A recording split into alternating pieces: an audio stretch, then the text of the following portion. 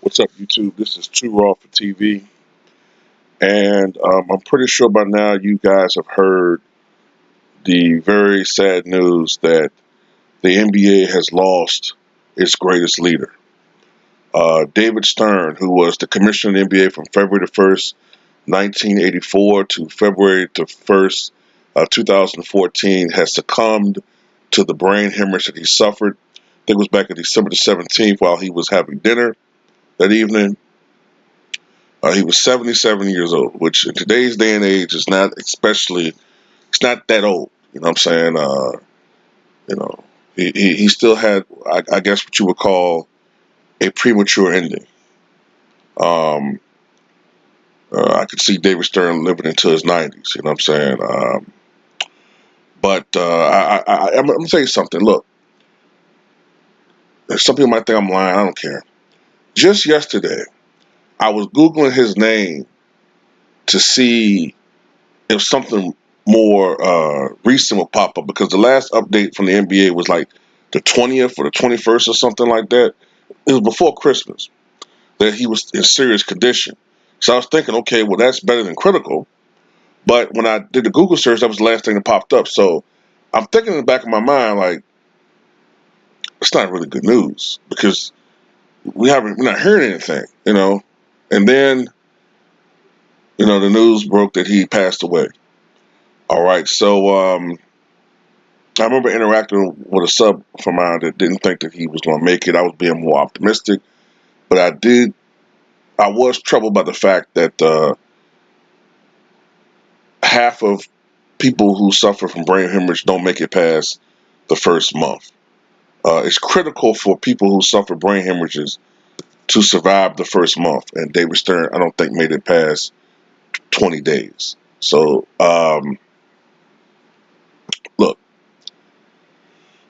I know there's some people who have the issues with David Stern. Was he perfect? No, he wasn't perfect.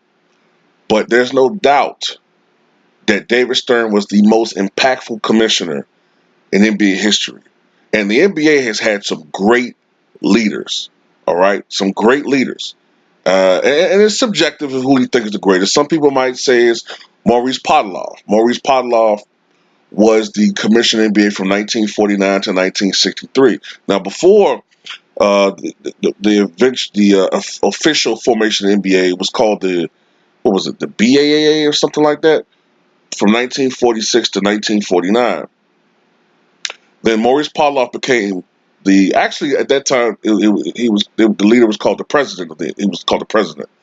And under Maurice Podoloff, the NBA he was so monumental to Podoloff and keeping the league afloat. It was under his leadership that the NBA instituted 24-second shot clock, which you can argue is the greatest uh, instrument the NBA ever added because it sped up the game. All right. You had some ridiculously boring to watch games before that. I mean, even if you like defense, teams could hold the ball constantly without having to go for a score.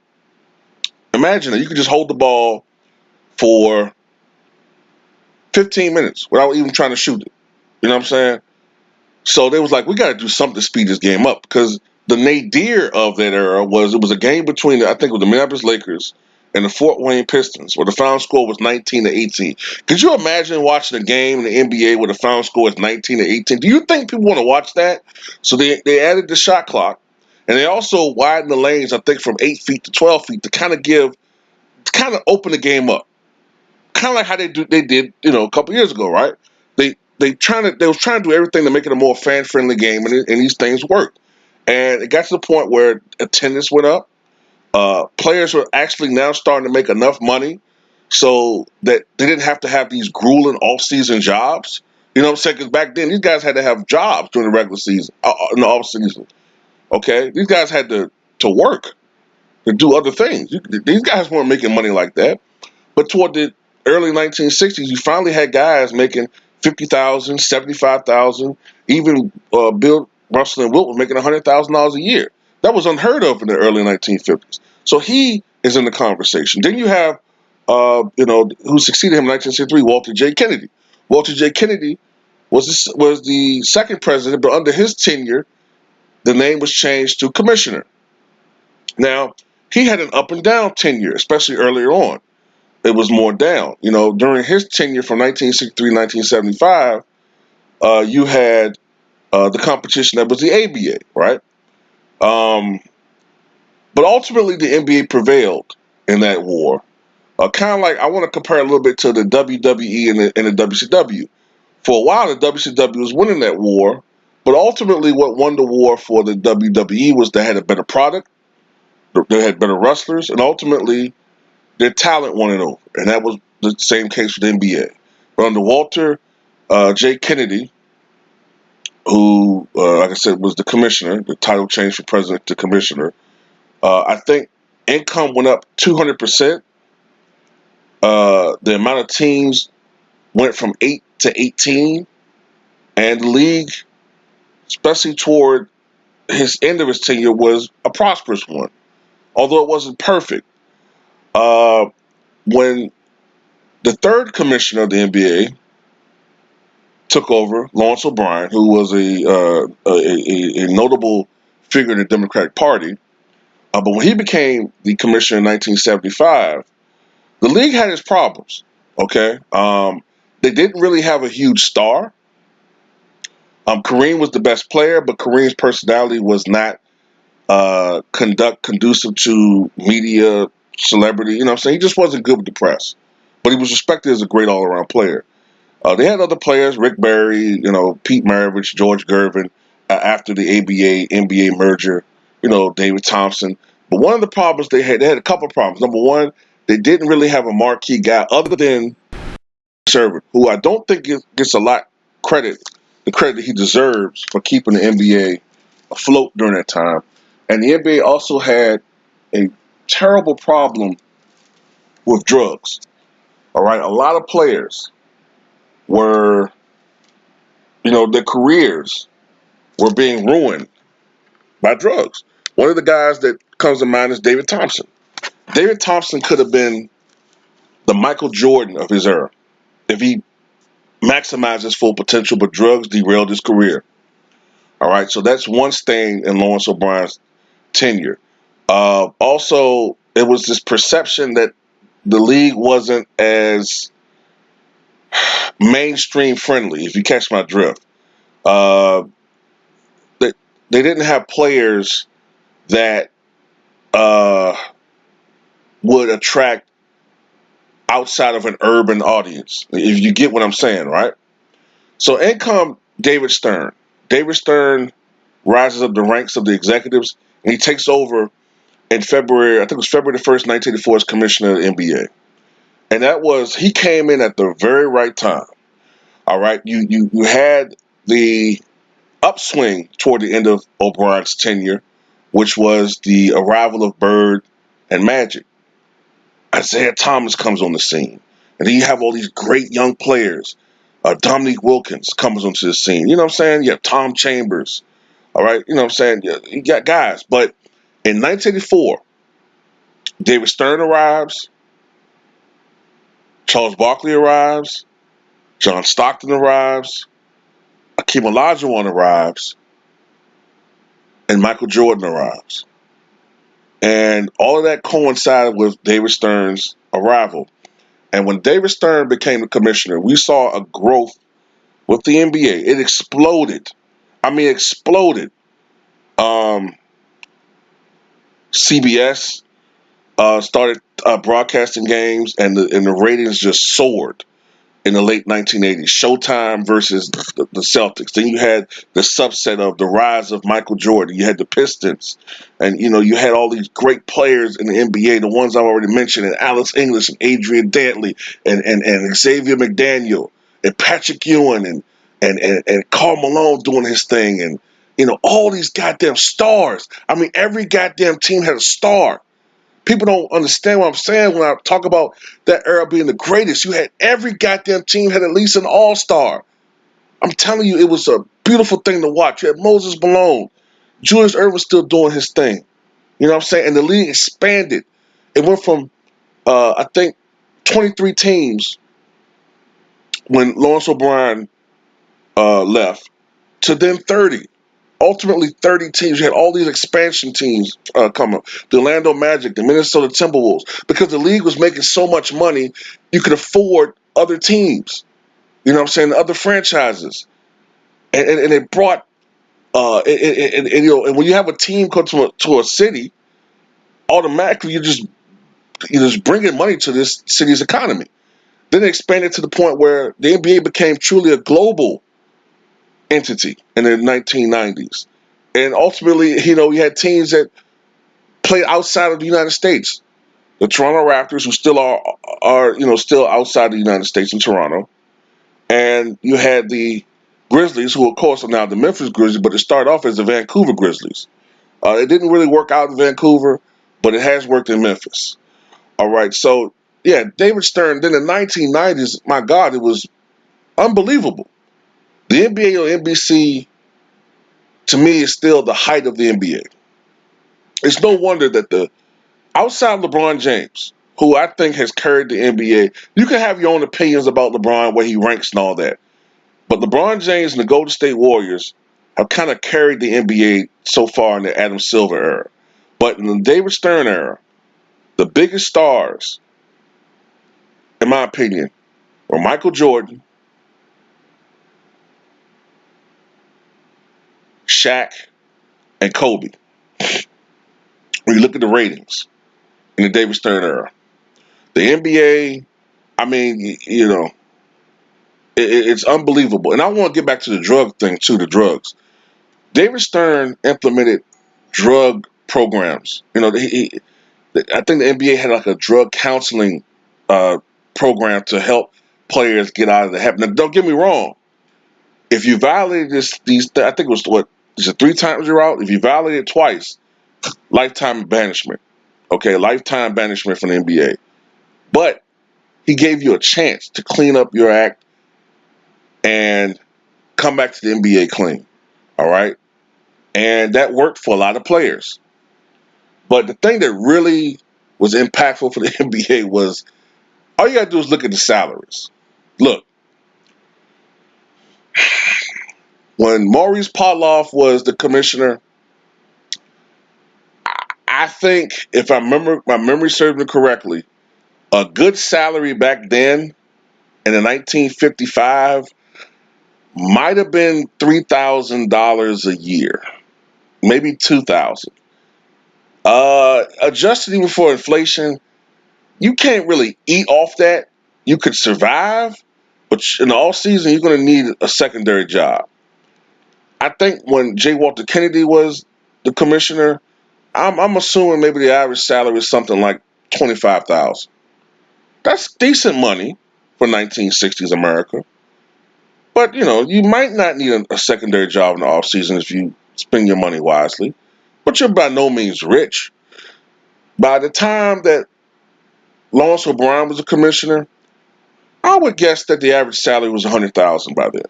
Okay, you're making some money now. Remember, this is 1970s America. You're making as much money as maybe a CEO of a small company.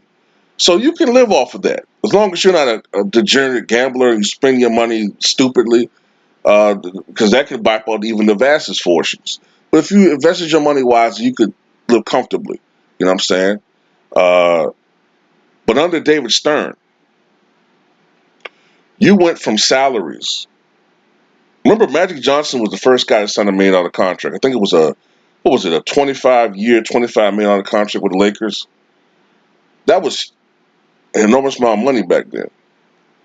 When Michael Jordan signed with the Chicago Bulls, I think he made something like uh, $2 million a year, which was a good contract for 1984, 1985 dollars. But by the time Michael Jordan retired from the Bulls for the first time in '93, that was one of the lowest paying contracts in the NBA. You had guys by then making 11, 12, $13 million a year, $14 million a year. All right. Larry Johnson in '94, I think, had that, what was it, a 7-year, $84 million contract. By the mid 1990s, you had guys like Juwan Howard, who was nowhere near a player of Michael Jordan's caliber, making $105 million over 7 years. You know what I'm saying? Then you start having these guys constantly making $100 million contracts. And that was the impact of not only Michael Jordan, not only all these star players putting their asses in the seat, creating this revenue, but it also had to do with the decisions that David Stern made. All right. Remember, under David Stern's tutelage, the All-Star game changed. You know what I'm saying? They brought back the slam dunk contest. Right when David Stern became commissioner, they brought back the slam dunk contest. Now, these contests have faded over time because nobody wants to come out there and lose. Nobody wants to take a chance. But the NBA All-Star Weekend was an event, and all this was because of David Stern. Like I said, was David Stern perfect? No. I didn't like, for instance, how sometimes he could act like a dictator. Sometimes I don't kind of like how the NBA changed in the mid 2000s. Doing away with hand checking and becoming more of a European type game in some ways, a lot of ways. I personally like the NBA in the late 1990s and into early 2000s. All right, but I'll tell you this: if you ask the average fan who's watched the NBA for more than 10 years right now, meaning they've been a fan of the NBA at least since like the late 2000s or prior, and you ask them if they like the product better now in 2020 as opposed to 2005 or before when David Stern was the commissioner, I guarantee you that virtually 99 of 100 people will tell you they liked it better when David Stern was commissioner. I don't like the direction the NBA is going. I think it's too individualistic. I don't like the way the game is played. I don't think a lot of these players um, have the same passion for the NBA that the prior generations had. Uh, there's a lot of things I just don't like about the NBA. I don't like the fact that on All Star Weekend, these guys don't really give you the effort that the old players used to give you. I don't like the fact that Zion Williamson, for instance, is basically I'm not putting it all on him, but basically Zion Williamson is building his fame off of being this athletic dunking guy, but he already said that he didn't want to enter the dunk contest, which that hurts the league. You got to have more marquee guys like when David Stern was commissioner. You had Jordan, you had Jerome Curtis, you had Dominique Wilkins, you had Scottie Pippen, you had Sean Kemp, you had J.R. Ryder, you had all these guys, Clyde Drexler, you know what I'm saying, Maurice Stansbury, people don't remember him. You had Spud Webb, you had all these dudes, the great dunkers in the league, actually participate in the dunk contest, and the best man would win. You actually had stars show up in this 3-point contest. You know what I'm saying? Now it's this elitist thing where the best players feel like they're not, they're too big for these contests. And I think it hurts the NBA. But David Stern was a visionary, and it was under his leadership that the NBA grew by leaps and bounds and reached a height that that nobody thought the NBA would reach back in 1982, 83. Nobody could see the NBA becoming that profitable. And that was under the leadership of David Stern. You know what I'm saying? He had by far the longest tenure as commissioner. So therefore, by just effect, just because of his longevity itself, that goes to show you that he's the greatest commissioner the NBA has ever had. You know what I'm saying? Um, and that's no knock on Adam Silver or knock on any of his predecessors, but David Stern, I think, was the greatest commissioner uh, in the NBA, history of the NBA. I think that the NBA should pay tribute to David Stern. Um, like I said, they lost their the greatest leader today. And just think if there's anything else I want to say in these videos.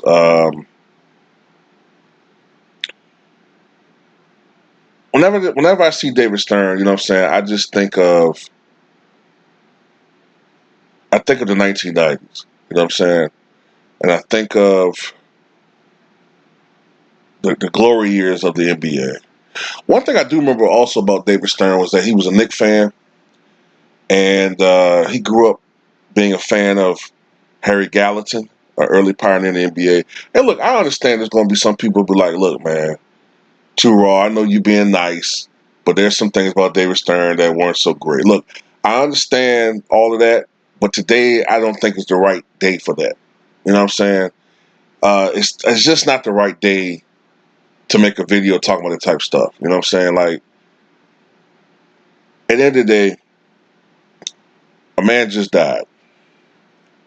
So I'm a like be respectful. Anything that people might find critical of him, hey man, I get it. You know what I'm saying? I know some people feel a certain type of way about that trade that was nixed with Chris Paul, and I get the thing about the draft with Ewing.